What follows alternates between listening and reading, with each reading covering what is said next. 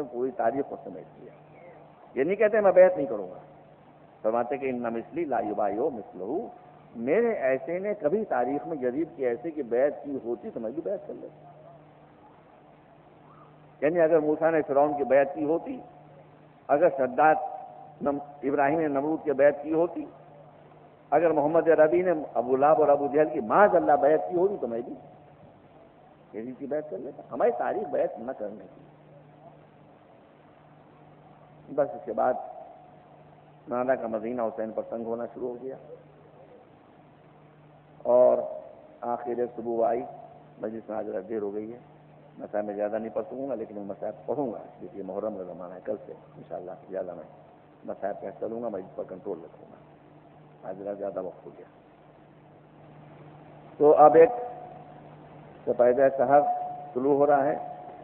عبداللہ بن سنان کا بیان ہے کہ مدینے سے گزر رہا تھا تو میں نے دیکھا کچھ غیر معمولی سرگرمی ہو رہی ہے، لوگ ادھر سے ادھر آ رہے ہیں جا رہے ہیں. میں نے پوچھا کیا ہے؟ کہا تو مسافر ہے، تجھے کیا خبر، آج مدینہ ویران ہو رہا ہے. مدینے کی رونق جا رہی ہے. کہا کون؟ کا حسین جا رہے ہیں. میں بھی ادھر آ گیا کہ جہاں سامان سفر درست ہو رہا تھا. مختصر کر کے بیان کر رہا ہوں. کہا میں نے دیکھا کہ ناقے تیار ہیں، بنی ہاشم کے نوجوان چاروں طرف سے گھیرے ہیں. حسین نے کرسی پر تشریف فرمائے. ایک مرتبہ گھر سے ایک پردہ ایک گھر کا ہٹا تو میں نے دیکھا کہ 14 سال کا 13-14 سال کا بڑا خوبصورت سا بچہ لپک کر چلا. اس نے جا کر بازو تھاما اور لے کر ناقے تک آیا اور گھٹنے توڑ کر زمین پر بیٹھا اور بی بی کو سوار کیا. میں نے پوچھا یہ کون؟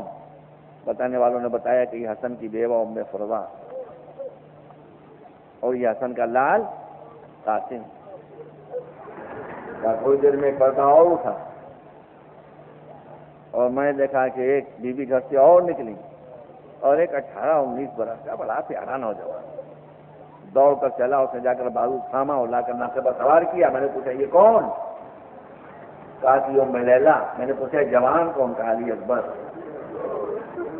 کہا تھوڑی دیر کے بعد ایک مرتبہ پردہ پھر اٹھا اور پھر ایک بی بی نکلی اور اب میں نے دیکھا قمر بنی ہاشم عباس دوڑ کر چلے اور جا کر بازو تھاما لے کر آئے ناقے پر سوار کیا. میں نے کہا یہ کون؟ ام کلثوم شہزادی علی کی بیٹی بھائی سوار کرنا. اس کے بعد میں نے دیکھا کہ پردہ ہٹا ایک بی بی نکلی تو قاسم بھی دوڑے، علی اکبر بھی دوڑے، عباس بھی دوڑے، حسین بھی دوڑے. میں نے پوچھا یہ کون ہے جس کے لیے سب دوڑے؟ کہا تمہیں نہیں پہچانا یہ علی کی بیٹی زینب.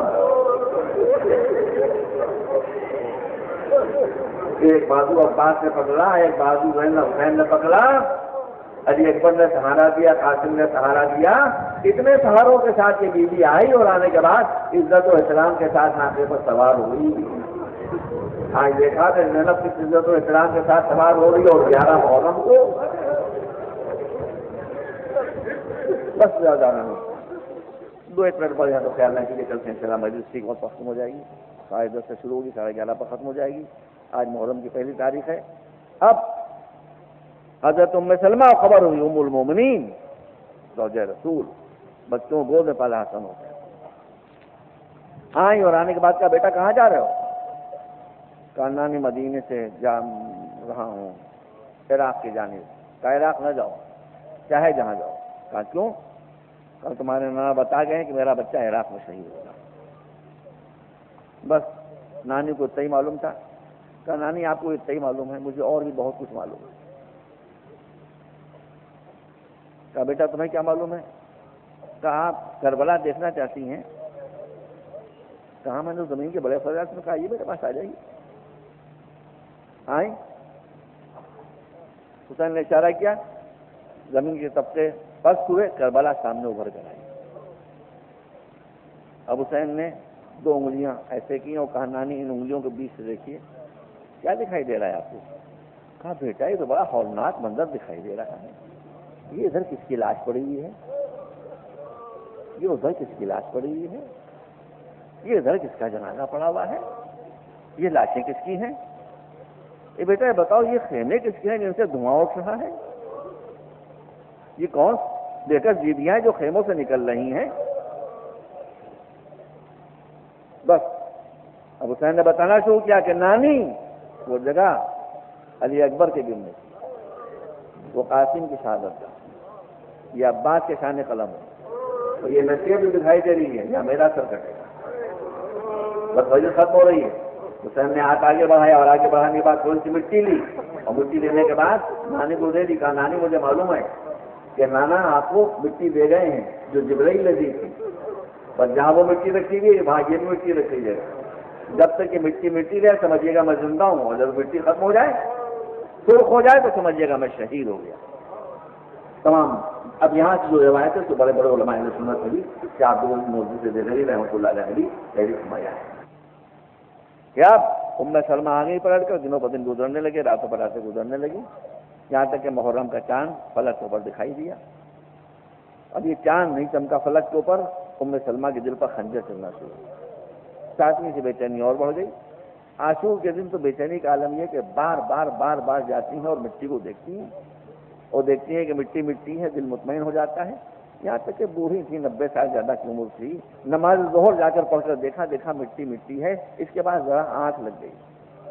میں سارے مسلمان بھائیوں سے، سب سنی بھائی میرے بھائی ہیں، میں ان سے گزارش کرتا ہوں کہ آپ اپنی کتابوں کو ملاحظہ فرمائیں کہ روایت بتاتی ہے کہ ام المومنین حضرت ام سلمہ کی آنکھ لگی تو خواب میں دیکھا کہ رسول آئے۔ تمام مسلمان اس بات پر یقین رکھتے ہیں کہ رسول جب خواب میں آئے تو رسول نے ارشاد فرمایا ہے کہ اگر میں کسی کے خواب میں آؤں تو میں ہی آتا ہوں، شیطان میری شکل میں نہیں آ سکتا۔ تو ہم اگر خواب میں رسول کو دیکھیں تو رسول ہوں گے، اور ام المومنین حضرت ام سلمہ رسول کو خواب میں دیکھ نہیں تو کیا کوئی اور ہوگا؟ دیکھا رسول آئے، مگر میرے مسلمان بھائیوں سنو، تمہارا رسول، تمہارے سرکار مدینہ عاشور کے دن عصر کے وقت کیسے آتے ہیں؟ حضرت ام المومنین کا فرمان ہے، فرماتی میں نے دیکھا کہ سر و ریش پر خاک پڑی ہوئی ہے، آنکھوں سے آنسو بہ رہے ہیں، اور ہاتھوں میں 2 شیشے لیے جن میں خون تازہ۔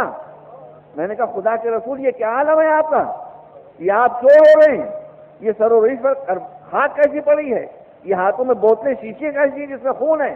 کہ ام سلمہ تم سو رہی ہو، تمہیں خبر نہیں کربلا میرا بچہ حسین شہید کر دیا گیا، میں یہاں شروع سے کربلا میں تھا، یہ میرے سر و ریش پر خاک کربلا پڑی ہوئی ہے، یہ میرے ہاتھوں میں جو شیشیاں ہیں اس میں حسین اور اصحاب حسین کا خون ہے۔ بس ام سلمہ طرف سے اٹھی، دوڑتی میں آئی تو دیکھا کہ ان شیشوں میں خون تازہ جوش مار رہا ہے، نعرہ بلند ہوا، واہ محمدہ، واہ علیہ، واہ حسینہ۔ بس میں یہ فتویداروں تھوڑی دیر کے بعد خیال ہوا کہ چل کر اس چھوٹی سی بچی کے جو معصوم بچی کو فاطمہ سغرا کو جسے حسین چھوڑ کر گئے تھے، فرماتی کہ میں آئی فاطمہ سغرا کے نا گھر میں لاوا تھا، دیکھا کہ معصوم بچی سہن خانہ میں سر کے بال کھولے کھڑی ہے، کری بابا یہاں پر مسافرت میں کیا گزر گئی کہ میرا دل ٹکڑے ہوا جاتا ہے۔ نانی آگے بڑھی، کہا بیٹا سب کے مسافر جاتے ہیں پلٹ کر خیریت سے آتے ہیں، دل میں رکھو، اب دل پر جو گزر رہی وہ تو گزر رہی، لیکن بچی کو تو سنبھالنا ہے۔ نانی نے سینے سے لگایا، فاطمہ سغرا کو ذرا تسلی ہوئی تھی کہ ایک مرتبہ نظر جو اٹھی اور دیکھا کہ دیوار خانہ پر 2 طائرے سفید خون میں ڈوبے بیٹھے ہیں۔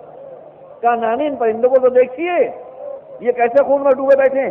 اور ابھی نانی نے نظر اٹھا کر ان پرندوں کو دیکھا تھا کہ ایک مرتبہ آواز آئی کہ اللہ قتل الحسین بکربلا والا ذبح الحسین بکربلا۔ اے فاطمہ سغرا اپنے بابا کا انسان نہ کرو، تم یتیم ہو گئی۔ ام سلمہ آگے بڑھی، فاطمہ سغرا کو سینے سے لگایا، میں کہتا ہوں فاطمہ سغرا یہ مدینہ ہے، تم نے جب اللہ قتل الحسین بکربلا کی آواز سنی تو نانی سینے سے لگانے کے لیے موجود تھی، مگر یہی آواز جب کربلا میں سکینہ نے سنی تو ایک مرتبہ شمر قریب آ گیا اور وہ تماچے مارنا شروع کیے کہ بچی خاک کربلا پر پچھاڑے کھانے لگی۔